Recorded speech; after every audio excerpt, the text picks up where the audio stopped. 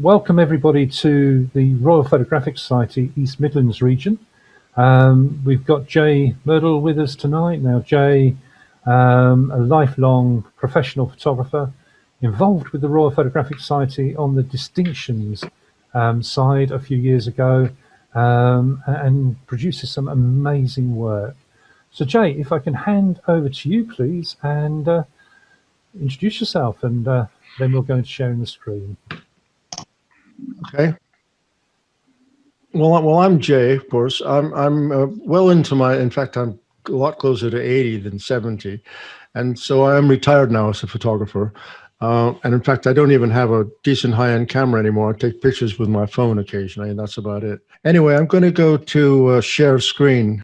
Before I start, I'll just mention that over the last, if any of you have seen my presentation before, and I've been doing these lectures for 25 or 30 years. It's changed a lot recently because I decided to chuck out most of the high-end computer stuff I was doing that everybody else can do anyway, even though I might have had a different approach, and concentrate as much as I can on the really early stuff, the really doing it in camera. And then I have included some computer stuff toward the end, but really where it required some special intervention, I think, in one way or another. So this was a shoot that I did, a personal shot that I did when I was, when I first got my studio in Paddington, 1974, 75, something like that. It's a really complicated shot. It started out, I think we did it about 50 times to get it right. It amounts to, there's two different kinds of lighting in here at different times. Essentially, we took the top off by heating it up and putting it in water. And then put extra glass on. I wound the element by hand and powered it with a transformer, soft focus filter, yellow filter. I then put the bulb back on, and I put a glass target in the middle, and I shot it with a pellet gun. There's a microphone under here that records the sound. Went through a timing circuit and fired, first of all, the yellow flash at 200th of a second, followed by a few milliseconds later, a 10,000th of a second flash that froze the bits. It took me about 2 weeks and 50 bulbs to get it right. So this was what we did for the library, and that sold reasonably well. I did this when I was about 16 years old in Montana. And later I cut it out, stuck it down, photographed it again as you do. And then when I printed it, I dodged out this area with a bit of cardboard. I was commissioned to do illustrated ghost stories, which was quite an opportunity. A lot of the stuff was done in 35 mil, where I would do one lot of exposures, mark the film on the sprockets, wind it back, and then put it through again, doing the other lot. This was a shot from that thing, and this was using my masking. The thing about this doll is that she has human eyes, and that's done by masking this bit up, painted her up in makeup, white makeup, and then shot her again. Similarly, I had this guy made up in the studio. I put a mask in through here. These are soft masks. In this case, in the earlier days, they were in front of the lens. They were kind of opening, opening and closing. But they were designed not necessarily straight edges, but whatever edge was required. The bottom half of this was a bit of scrag end I got at the butcher's, wrapped with a piece of artificial skin I happen to have laying around in the studio, as you do. So Jay, can I ask a few questions? Were you doing the mask? Well, there are two ways of doing it. One is with the mask in front of the lens. But later on, I developed a system, especially on the 5x4 and 10.8. I had the mask as an extra frame inside the camera, inside the bellows, and then on glass plates. And I would manipulate these shapes on the glass plates inside the camera, all in register. I built register pins into my Sinors. Right. So in this case, this probably is, I think this is in front of the lens, but I can't remember for sure because I had an inverted view camera as a mask holder in those days as well that went in front of the lens. But in any case, the lens goes through the middle here. And you see what I'm doing is I'm photographing this image, but I'm only shooting this side of it. And then I got her to keep this leg still and moved to the other side. And then the idea is they're supposed to fit together. Well, of course, usually they don't. This is what usually happens, is that it all goes a bit wrong. but persevere, persevere, persevere. This was my whole thing, was really taking notes, writing everything down, making everything as repeatable as possible, and persevere until I got it right. So having got those images together, I put out a little A6 business card. This is Beauty and the Beast. It says fantasies, illusions, and supernatural images without retouching. And the idea in those days that retouching was not only expensive, but often it required making a duplicate of the transparency, and dupe film wasn't anything like as good as it was some years later. So it was a poor quality thing. An expensive, poor quality method was trying to do post-production retouching. So I wasn't the only person around. Pete Seawood, Ray Massey, people like this were also doing the same kind of thing, but there weren't that many of us. Anyway, I had the light box for this, so I thought, well, I'll make some use of it. I was making my money in those days, the bulk of my money, by shooting for the girly magazines, Men Only and Club International and like that, Penthouse. And but I always tried to put an artistic look to it if I could. So in this case, I've got this girl lying flat on my light box. This was a really successful thing. Now, in this case, the mask is definitely inside the camera now on glass plates. I've drawn these mask shapes up using my homemade digitizer that I was using with my early Acorn Atom and Acorn BBC microcomputer. So I was making these masks on that, printing them up and cutting them out in black card and mounting them on glass inside the camera. My assistant has got his hand up to the case for this shot. Here's the camera here. And that's the case. Now, I used my Sinar equipment to hold this up because the Sinar has got micrometer adjustments built into it, very robust and very, very fine movement. So I could slide this case over up by a millimeter at a time, or take it up a millimeter at a time, or even rotate it. And that allowed me to be accurate enough that I could put it together so it actually worked. This is another one using the same technique and the same system. The girl is hanging from a harness or standing on a box, depending on the picture. Now, in this case, I had some trouble with the central line of the mask. But again, this is what usually happened. Again, the same old thing. You've got to do these things many times before it actually finally works. You can see that her legs are all, don't quite match up here, do they? And then we had the line as well. This was the line was always a problem. It was much easier on busy backgrounds. I then got myself a projection system. Now, front projection, I don't know if you know about it, but what it amounts to, it's kind of the analog version of green screen. The screen behind is a highly reflective, well, it's made of the same material more or less as a reflective number plate, little glass beads, little glass spheres. And the property of a glass sphere is that it reflects the lens, the light, back along the same axis that it entered. So if a beam of light comes into the sphere, it bounces right inside, it comes straight back out again. The front projection system uses a half-silvered mirror, and the camera and the projector are mounted on a framework, rigidly mounted with this half-silvered mirror, so that the image from the projector is bounced onto the screen, and the image reflection of the screen comes to the camera, part of it bouncing off the other way, of course. Now, the image falls upon everybody. It falls upon the screen, falls upon the girl, falls upon her gloves, her white things here, but it's a very, very weak image by comparison to the overall exposure. The screen itself reflects back about 90% of the light into the lens, and that's so you get a self-masking thing in the same way, of course, that you do with a green screen these days, but this is the analog version. So I've got that, and I've got my girly magazines. So somebody gave me this house to photograph. They'd made it as a model, and they wanted me a picture. Well, I said, okay, great, but can I borrow it? So I created this scenario with this sort of little man who's got his little pet inside the house.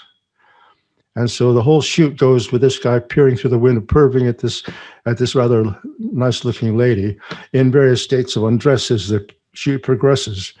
What's really happening is we built a set in the studio. I've got a flat screen behind, and the screen is covered with this front projection material. And so again, the image goes on the whole thing, but it only reflects back enough to see it off the screen. So I used it for rock and roll. This was, I think this is done in the about late 70s, middle 70s, I suppose. Here, this one's 1978, it says. And I thought this one worked reasonably well. You had to be very careful how to light it. It wasn't easy to do. It was quite tricky, in fact. It was easy to get too much light on the screen and wash out the blacks, which has happened slightly here, but not too much. Again, this is partially because it's a reproduction of an album, and possibly I got a reflection when I was shooting it, but even so. So for the Reader's Digest, I think this was, in those days, and I guess this is middle 70s, I suppose, there was the Top of the Pops logo on television where the records would flow out at the camera and come towards the screen. And this is trying to reproduce that effect. Now, I had to think about this because I would have thought about hanging the records off nylon fish line or something like that, but there was so much light in it. They were showing. I couldn't really get them not to show. So I had to use a bit of inverted logic or something, whatever you call it. And I put the screen up on the ceiling. Well, not on the ceiling, but hanging from the ceiling, from the top of the roof of the reasonably tall studio. And then used filters, stretch filters across the background, and used this. I must have cut the filters to do this. I can't remember exactly how, but created this image from on a transparent screen from the back. This is a Perspex screen, and then I hung these things off nylon film taped to the screen. So I had to work underneath it. It wasn't very easy to do. It was a complicated and tricky set to shoot, but it worked in the end. About this time, my advertising little card was beginning to show some results, and I was commissioned to do this as a 48-sheet poster, my first one. Basically, it's 5 shots. The key shot here is particularly well handled because it creates not only the shadow, but also the interesting lighting by beaming the light that created the shadow back towards the lens, so I get this really nice dramatic, surrealist almost effect of the lighting. The background is lit separately. I would cover up all these surfaces, by the way, if I wasn't going to shoot the screen, for instance. I'd cover it in black when I did other things so that I didn't accidentally weaken the image by getting extra light on it. This is cut into a piece of Perspex, opal Perspex, with a piece of black transfer seal over it, and a very, very carefully cut a line out, including the flashes, these stars, and then put it on a light box and photographed it with red filter and soft focus filters. There's a little tiny, like model railway light bulb here that's lit again with soft focus filters to create that star, the bright spot, and overall the same spot focus that did this is here with a little red filter on it in order to create the glow. So that was 5 exposures on one piece of film, and it was I thought it was very successful. Jay, I was interested to promote my okay. Jay, how did you get the ideas for doing something like that last photograph? It comes from the art directors. Most of these art ideas come from the art directors. And then often what happens is I'm able to take that idea and run with it a little bit and add something to it. But no, most of the ideas come from them. I did this really in order to get some publicity. I was riding unicycles in those days, as you might imagine. This is not a trick. And that's my assistant. I was teaching him too. And I did this to attract the attention of campaign magazines. So I managed to get a little article on that, which I think possibly helped my career a little bit as well.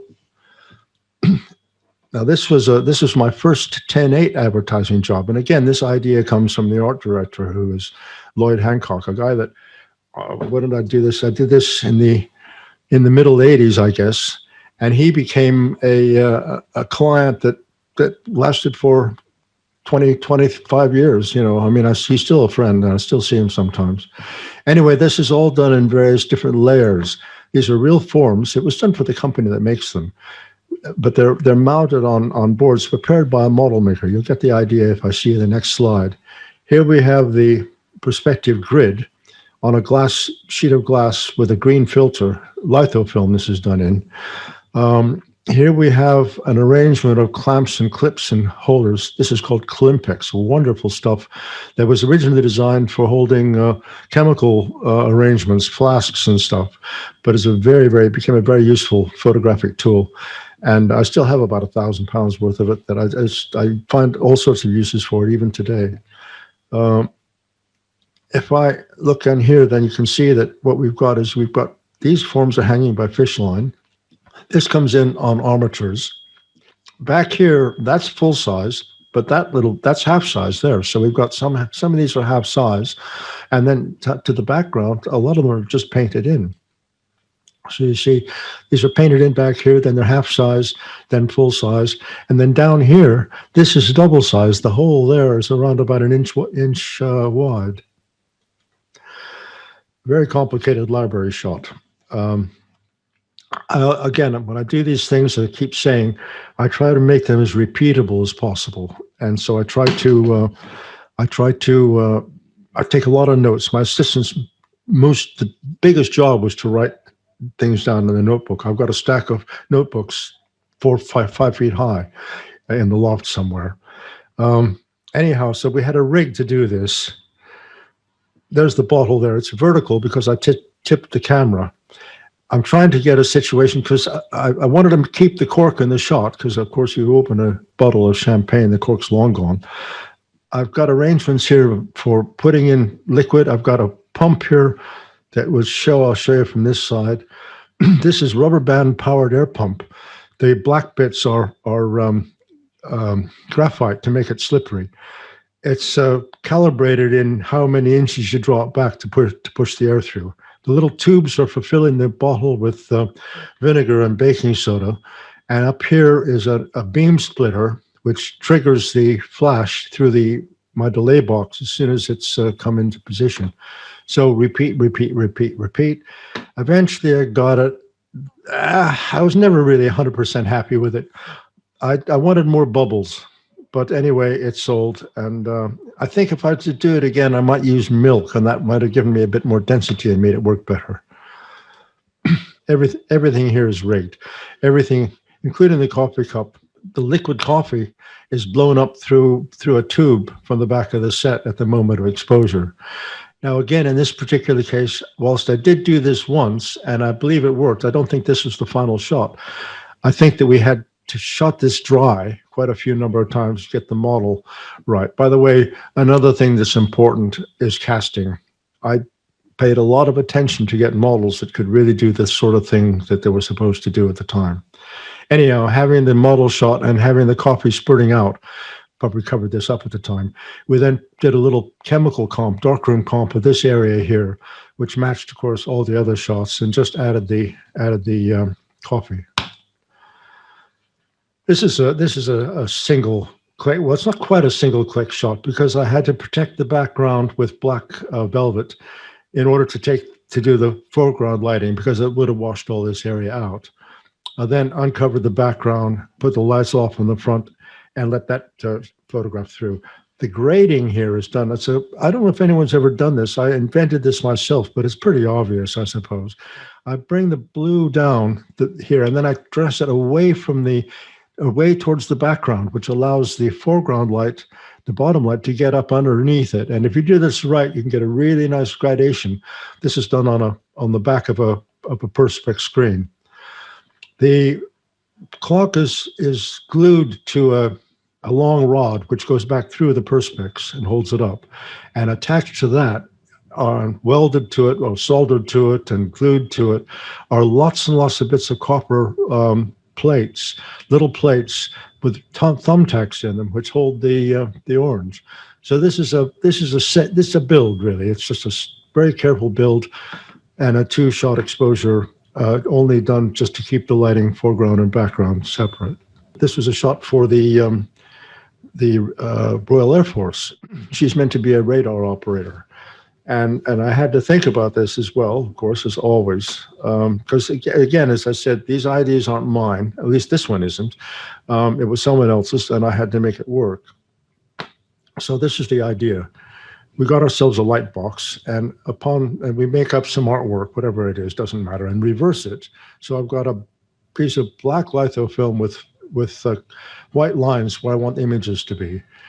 Put them down here, cover it with whatever colored filters I want, and light it from below. And pardon my little crude mouse drawing, but that's that's the idea.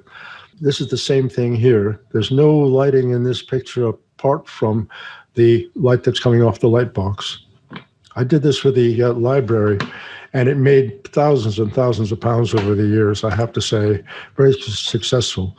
Of course, in those days, this is the mid-70s, I guess, it would sell for £300 or £400, £500, depending on the usage. Of course, these days, with the amount of pictures that are in the world now, it might get 50p. So I'm afraid libraries are not an easy thing to use anymore. But black is the special effect photographer's friend. So a lot of my library stuff, especially things like this, is money to my business ads, you see, and again, reasonably successful. But the black pipes, the supports, and everything is all covered by the fact that it's black and doesn't show. This is hot glued together, so it's a static set that's built up here, and the guy just puts some coins in his hand and cups around there, and I shoot the picture. These are rigged from the back. Similarly, the coins are rigged into the background on long armature wires, and then he sticks his hand in, and I take a flash picture. Then he takes his hand out. We put on some tungsten lights, open the shutter again, and then bring the back of the camera up and the lens down. This is 10:8. The image is upside down. So as I do that, the movement causes the streaking to go upwards. If I'm moving the lens down, the streaking goes up.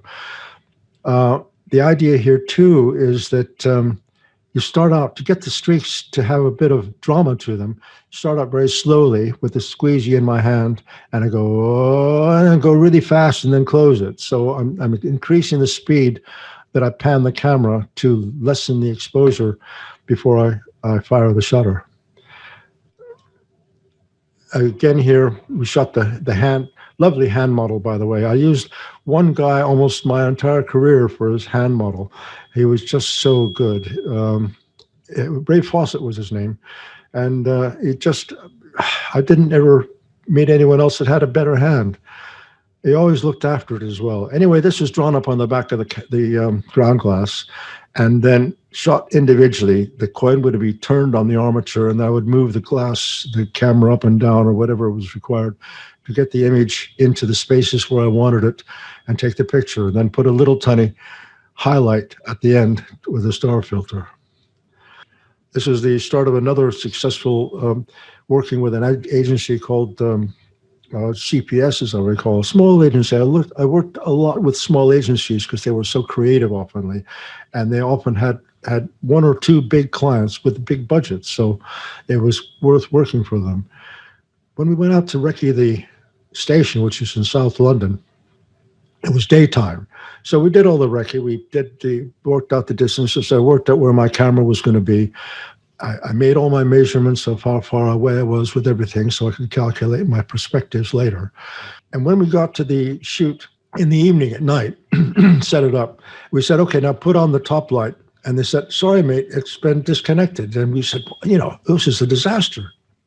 They had been forced to shut off their top light, their banner lighting, because of complaints of light pollution from the neighbors. Well, this was a complete disaster. It was never going to work without the banner lit. I thought, bugger that. And I got a screwdriver and went into the back, opened up the fuse box, shut everything off, rewired the wire, because it just been disconnected. So it was all still there. So I rewired it, turned it back on, shot the picture, went back, turned it off, took it all back out again, and left it as I'd found it. And then this bit here was a model-made piece of earth, if you like. This is all just handheld thing, and the model held his hand, held it in the right position, and I photographed it at the proper perspective and the proper distance. So this got much more complicated now. This was shot in about 1988, as I recall, and It featured a lot in the Sunday Times color supplements of the day, you know, the Observer and the Sunday Times and all that business. And this and its very little brothers and sisters went on for a couple of years for Honda lawnmowers. The idea here was that this is before computers, of course, but it is a composite. It's a chemical composite, a very complicated one. It's 10 or 11 pieces shot on duplicating film. The film was better quality by this time, and in the darkroom, using masks and register pins, and so you'd have a mask with a hole in it, and then you put that figure, which matched the hole, and you'd expose it in. So complicated process, cost a reasonable amount of money. It was finally retouched. Any little missing bits or edges were retouched out by hand by the girls in the studio. So it was shot here. Here's the lawnmower and the scaffolding all built around it. Now, when I was given this idea, talking about helping the art director to improve his idea, when I was given this idea, it showed the lawnmower and it had scaffolding all over it. But the scaffolding was ordinary builder scaffolding,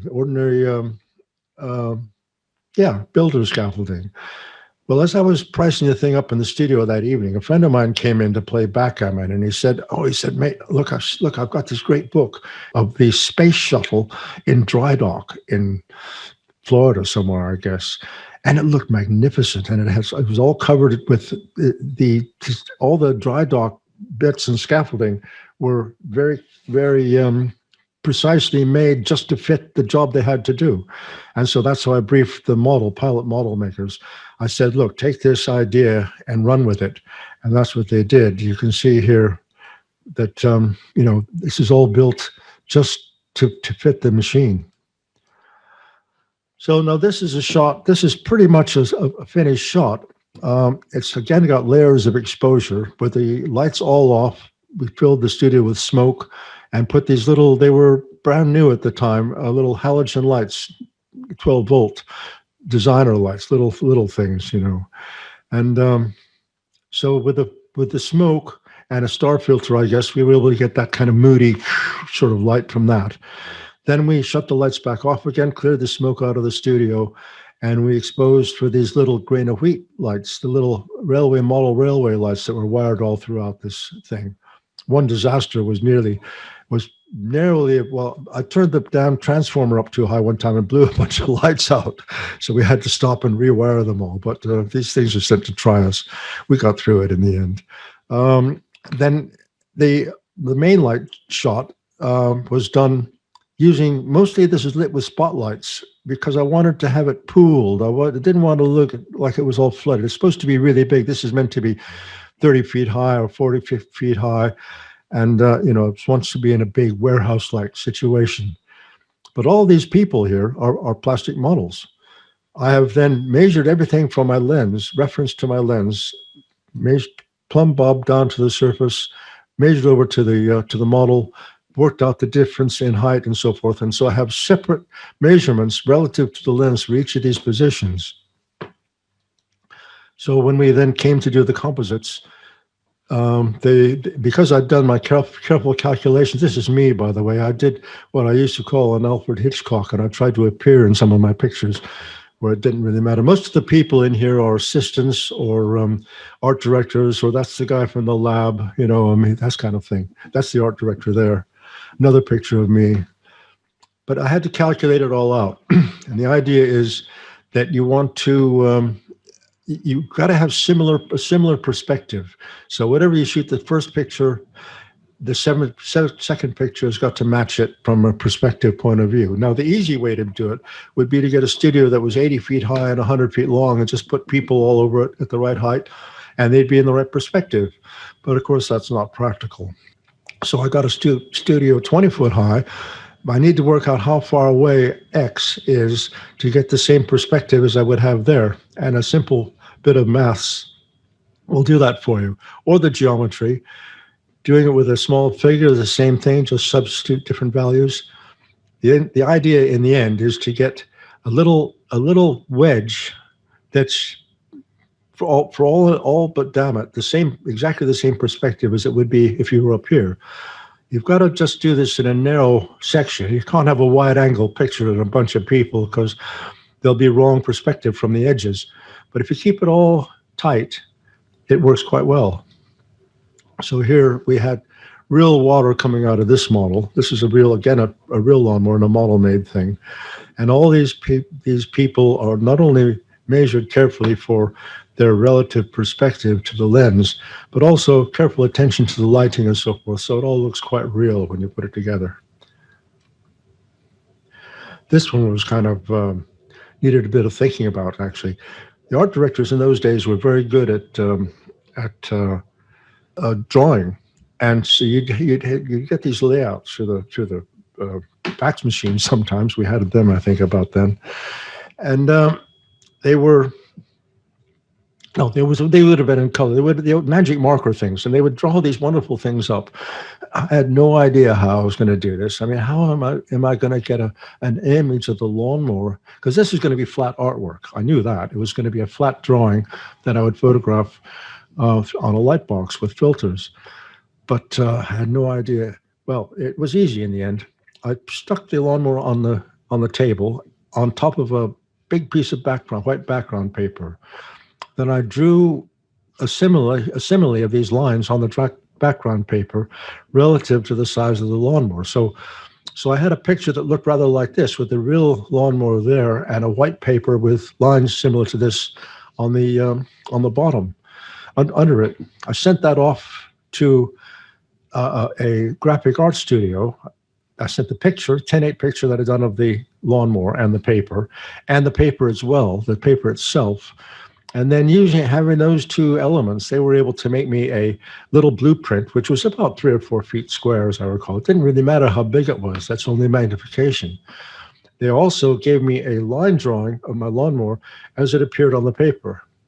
Well, I knew that if I was able to reestablish my perspective point of view, the same as the original shot, that they were going to fit together. And of course they did.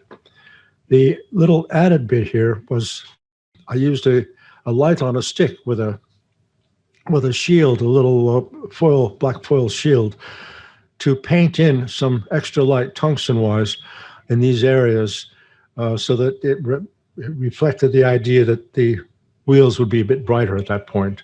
The people are all shot in the same ideas, getting correct perspectives, and that's me in this case.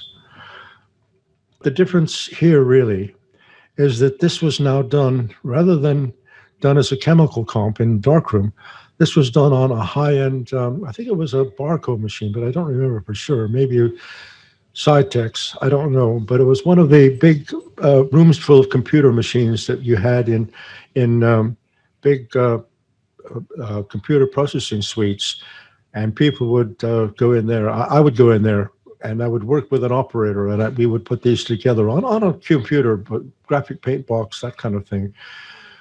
The telephone wires here are stretched. We tied them down with them, but they're stretched and then tied onto nails. So there's little nails going into the board where each of these wires terminates. Then, again, doing all my calculations, I had to, again, also use work out the scale. So I worked out that a flattened bit of drain pipe was going to be about the correct scale for pulling on the telephone wires. So I did them like that. This is me, obviously, but I ended up on the cutting room floor in that shot, I'm afraid. I put this in really because it's an example of how the darkroom composites compare to computer composites today. This is the original shot. You can see that we've had to use scaffolding, of course, to put this together. And we've got a big crew here. I've got lighting. It was originally going to be an evening shot, you see, and the sun was supposed to be here, and all this is lit. So I had film lights all around here. I had a generator truck. I had film riggers to build all this scaffolding for me, and a Winnebago, and a to sleep in, and a place to eat, and it was like a little small film production, really. And we were there for 2 days setting this up because the weather and so forth. But and so we did the shot, and we got the sun here, and we got the lighting, and it was actually a nice shot. But when the sun came up, we saw this, and somehow or other we liked that better. The machines just looked magnificent. So what we had to do then, pre-computer, is to cut out bits of sky and stick them in the thing here and do this is in the darkroom on register pins, which of course is exactly the same as you'd be doing today with cloning. So this is a kind of chemical clone, if you like. This was one of my earlier studio explosion ideas. In fact, again, the idea came from an art director. The original shot was actually done for a pharmaceutical company, and it was about a product called Innovase, which was breaking all records or something. So the idea comes from them. I used a working computer. This is an early 486 PC. Now, at that time, most PCs, if you had graphic details, would just be two-dimensional. But I found quite expensive it was, but I managed to get a hold of a copy of it or something. Maybe I paid something. But it was a special program that allowed you to build a graph, but then to actually make it 3D. And you had controls that allowed you to rotate this. Now, that seems easy today, but in those days, that was a bit of an innovation. And then, so we've got that. We set this up to the angles that we liked. And then we had a model maker make these bits in three-dimensional perspex. And then all these little bits here are either hung from the ceiling on nylon or tungsten wires or strings. And then we've blasted Fuller's earth and bits of paper and polystyrene balls through that. So this is the background here. These are all my this is my airlines coming through here, going to a manifold. And the perspex things, and this is a grid that we hang these bits from. Looking on the top, this is the manifold here.